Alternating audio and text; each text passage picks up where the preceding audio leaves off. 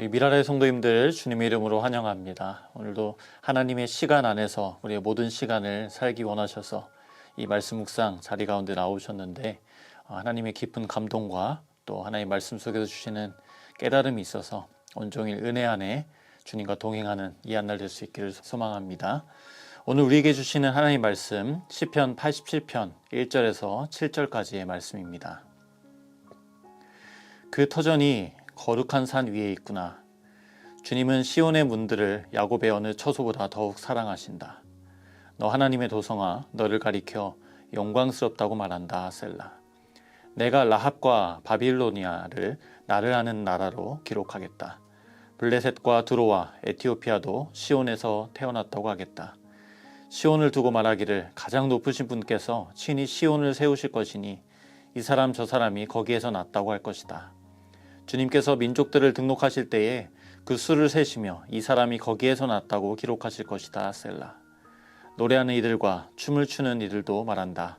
나의 모든 근원이 내 안에 있다. 아멘. 그리움은 별이 되어라는 책이 있습니다.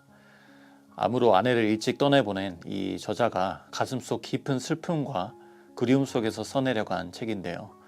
저자가 이 책을 쓴 동기를 보니까 이렇게 소개합니다. 아내는 떠났지만 나는 아직 그녀를 마음속 깊은 곳에서 떠나보내지 못하고 있었다. 이 트라우마가 앞으로 얼마나 더 이어질지 알 수 없었다. 아내를 향한 나의 내적인 치유가 필요하다. 이제 그녀를 진정으로 내 마음속에서 자유롭게 놓아보내려는 아름다운 고별의 노래가 되었으면 하는 바람으로 나의 눈물을 잉크 삼아 나의 눈물로 먹을 가라 못다한 사랑 노래를 쓴다. 자, 이 책은 고통 속에서도 이 믿음을 붙들고 하나님을 향한 고백을 써내려간 그런 내용의 책입니다. 비록 사별이라는 아픔은 여전히 남아있지만 이 그리움을 통해 오히려 하나님을 더 가까이 하는 이 저자의 모습을 보면서 전 이런 생각이 들었습니다. 하나님 안에 들어온 인생은 그 어떤 것도 버릴 것이 없구나. 이 책 제목처럼 그리움도 별이 될 수 있습니다. 비록 이 그리움은 좀처럼 사그라들지 않고요. 내 인생이 결코 찾아오지 않았으면 하는 반갑지 않은 손님이지만 이 그리움을 통해 하나님을 더 붙들게 되고 아픔을 통해 하나님을 더 깊이 경험하고 지금도 부부의 참된 가치와 소중함을 전하는 이 시대의 메신저로 쓰임받고 있는 것이죠. 자, 오늘 시편 87편도 매우 짧은 시이지만 이 시 안에도 깊은 그리움의 감정이 담겨 있습니다. 그리고 그 감정을 통해 하나님이 우리에게 전해주시는 울림 있는 메시지가 담겨 있는데요. 학자들은 이 시가 예루살렘 멸망 후에 백성들이 바벨론과 여러 나라에 흩어져 살던 그런 상황을 배경으로 쓰고 있다고 봅니다. 시인은 예루살렘 성전을 회상하고 있습니다. 1절에 그 터전은 거룩한 산 위에 있다. 2절에 주님도 시온의 문들을 야곱의 다른 어떤 것보다 더 사랑하신다. 자신뿐만 아니라 하나님도 그 성전을 귀하게 여기고 사랑한다고 말씀하고 있어요. 산이 다 똑같은 산이지 거룩한 산이 따로 있는가 생각될 수 있는데 거룩하신 하나님께서 그 산에 임재하셨기 때문에 거룩한 산이다 라고 하는 것입니다. 또한 하나님이 시온을 야곱의 어느 처소보다 사랑하신다고 하시는데요. 주님이 사랑하시는 스팟이 따로 있는 것이 아닙니다. 하나님이 시온의 성전을 세우셨고 그 성전과 그 성전을 통해 만나셨던 백성들을 사랑하신다는 그런 의미가 되겠습니다. 오늘 저와 여러분이 하나님이 거하시는 처소이고 성전인데요. 하나님 우리를 귀하게 여기시고 우리를 향해 사랑한다 말씀하십니다. 또 하나님은 이어서 이렇게 외치십니다. 3절에 너 하나님의 도성아 너를 가리켜 영광스럽다고 말한다. 우리를 가리켜서 영광스럽다고 말씀하세요. 그런데 문제는 당시 현실은 도무지 영광스럽지 않았다는 겁니다. 나라가 망했고요. 백성들은 다 흩어졌습니다. 과연 하나님이 정말 우리를 사랑하시는가 회의가 들 수밖에 없는 그런 상황이에요. 그렇게 시인이 성전을 향한 그리움 속에 하나님을 향하고 있는데 문득 하나님의 음성을 듣게 되는데 그게 4절 말씀입니다. 내가 라합과 바빌로니아를 나를 아는 나라로 기록하겠다. 블레셋과 두로와 에티오피아도 시온에서 태어났다고 하겠다. 자, 여기 라합은 애굽을 가리키는 말이고요. 바벨론, 블레셋, 드로, 여러분 하나같이 이스라엘의 철천지 원수 같은 그런 나라들 아닙니까? 우리와 싸웠고 우리를 괴롭혔고 우리를 결국 멸망시켰고, 근데 하나님은 그런 나라들을 지금 축복하고 있어요. 지금 내 상황은 나아지는 것이 하나도 없이 바닥을 치고 있는데 나의 원수들을 축복하시는 이 하나님, 여러분 이해가 되실까요? 그 하나님이 좋으십니까? 저라면 받아들일 자신이 없습니다. 그런데요, 하나님이 이렇게 말씀하시는 이유를 알고 보면 이야기가 달라집니다. 지금 하나님이 하나님 자신을 대적하고 하나님의 백성들을 짓밟는 이 나라들을 향하여 나를 아는 나라로 여기고 기록하겠다고 하신 이유는 그 나라가 선해서가 아닙니다. 그 안에 하나님의 백성이 있기 때문이에요. 하나님은 바벨론에 살고 있는 내 백성 때문에, 애굽에 살고 있는 내 백성 때문에 원수의 나라가 하나님을 아는 나라로 기록하겠다, 그렇게 여기겠다고 말씀하시는 거죠. 여러분, 나라가 망했고 백성들은 남의 나라에 끌려와 살고 있습니다. 세상의 눈에는 유배입니다. 그러나 하나님의 눈에는 파송이었어요.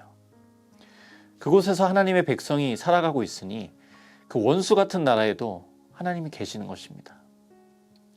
여러분, 때로는 상황이 역전되는 감동보다 현실은 바뀐 것이 하나도 없지만 오늘의 현실을 바라보는 눈이 하나님의 은혜 속에서 열릴 때의 감동이 더 강력하게 다가올 때가 있습니다. 여러분, 사도행전을 한번 떠올려 보십시오. 스데반 집사의 순교 후에 큰 박해가 일어납니다. 그리고 예루살렘 성도들은 사방으로 흩어지죠. 근데 그런 흩어진 자리에서 저마다 복음을 전파하기 시작하는데 사도행전 8장 8절은 이렇게 연이어 기록합니다. 그 성에는 큰 기쁨이 넘쳤다. 여러분, 이 기쁨은요, 고통과 두려움 속에 시작되었습니다. 그런데 돌아보니 그들이 두려움 속에 흩어진 것은 단순한 도망이 아니었습니다. 사도행전 1장 8절의 약속이 이루어진 것이었죠. 오직 성령이 너희에게 임하시면 너희가 권능을 받고 예루살렘과 온 유대와 사마리아와 땅끝까지 이르러 내 증인이 되리라 하시니라. 그렇습니다. 스데반의 죽음도 박해도 흩어짐도 사명이었음을 보게 된 것이죠. 당시에는 이 헤어짐과 흩어짐을 허락하시는 하나님을 원망하고 이해할 수 없었습니다. 그런데 알고 보니 나는 유배당한 게 아니었고 파송된 거였구나. 하나님이 날 버리신 게 아니고 하나님이 나를 사용하시는구나. 아마 초대교회 성도들의 현실은 여전히 불편하고 힘들었을 겁니다. 그러나 억만금을 줘도 살 수 없고 바꾸지도 않을 큰 감동과 하나님이 주시는 새로운 시선으로 주어진 현실을 새롭게 바라보며 해석하며 바라보며 살아갔겠죠. 사랑하는 여러분, 어떻게 여러분이 이 캐나다 땅까지 오게 되셨습니까? 어떤 분은 도망치듯 오셨을 수 있습니다. 또 어떤 분은 왜 나로 이런 가정을 이루게 하셔서 지독한 외로움과 고통 속에 하나님께 부르짖게 하시나 생각하는 분도 계실지 모르겠습니다. 그러나 오늘 시편의 말씀처럼 하나님은 우리를 통해 우리의 가정과 직장과 이 땅을 하나님을 아는 곳으로 기록하고자 하시는 것은 아닐까요? 나를 통해 내 가정과 직장에 하나님의 도성을 이루시려고, 그래서 그 성에 하나님 나라의 큰 기쁨이 넘치게 하시려고 파송하신 것이 아닐까요? 오늘 본문의 마지막 7절 말씀에 하나님 말씀하십니다. 나의 모든 근원이 너희 안에 있다. 우리 안에 주님이 계시고 때문에 주님의 능력과 풍성한 은혜가 우리 안에 있는 줄 믿습니다. 그런 우리를 하나님은 바라보시며 사랑한다 하시고 영광스럽다 하시며 우리를 통해 하나님은 이 땅의 구석구석이 하나님의 도성으로, 그분의 나라로 세워지기를 원하십니다. 사랑하는 성도 여러분, 하나님 안에 들어온 인생은 버릴 것이 없습니다. 그 어떤 아픔도 흩어짐도 하나님 안에서는 새롭게 쓰임받을 수 있습니다. 우리는 지금의 현실에 유배된 자가 아니라 예배자로 보냄을 받은 줄 믿습니다. 우리의 모든 아픔과 슬픔까지도 별이 되게 하시는 역전의 하나님을 기대했으면 좋겠습니다. 그 믿음 안에서 오늘도 우리가 있는 자리에서 하나님을 예배하고 복음의 증인으로 살아가실 수 있기를 간절히 소원하고 축복합니다. 함께 기도하시겠습니다. 하나님 아버지, 우리가 당하고 있는 현실 속에서 여전히 고난과 어려움이 있지만 이 현실을 바라볼 수 있는 새로운 눈이 열릴 수 있기를 소원합니다.